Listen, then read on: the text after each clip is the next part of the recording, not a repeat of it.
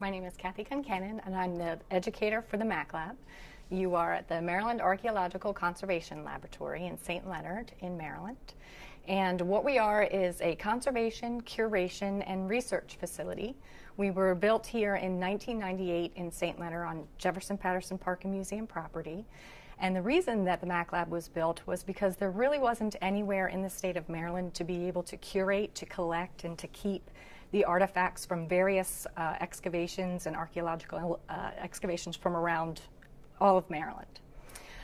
When we opened in 1998, there were about 4 million artifacts that came in from all over the state, almost every county.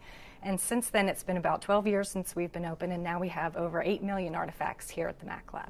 Everything from underwater archaeological investigations, terrestrial investigations, things from all the different counties. The artifacts range from oyster shell and pieces of brick to a 15,000-pound paddle wheel that was on a steamship that sank in 1850. This is collection storage at the Maclab, and this is where we curate all of the objects that we have here in our ownership at the Maclab. So this is where the 8 million artifacts are actually stored. These are the large, oversized objects that we have out for either tours or because they don't fit in our regular collection storage. For example, the 15,000-pound paddle wheel that's from the steamship Columbus, which sank in 1850.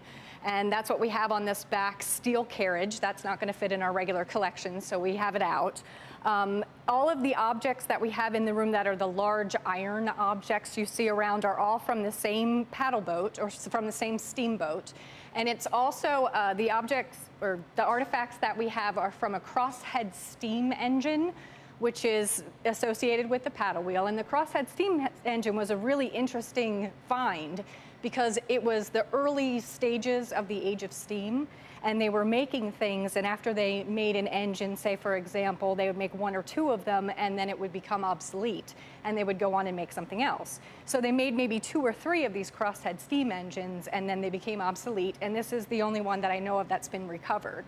And it was recovered by the Army Corps of Engineers purely by accident. They were doing a dredging project, and they brought this up with a lot of the other debris and things that they were using to dredge a channel, and that's how we have it here.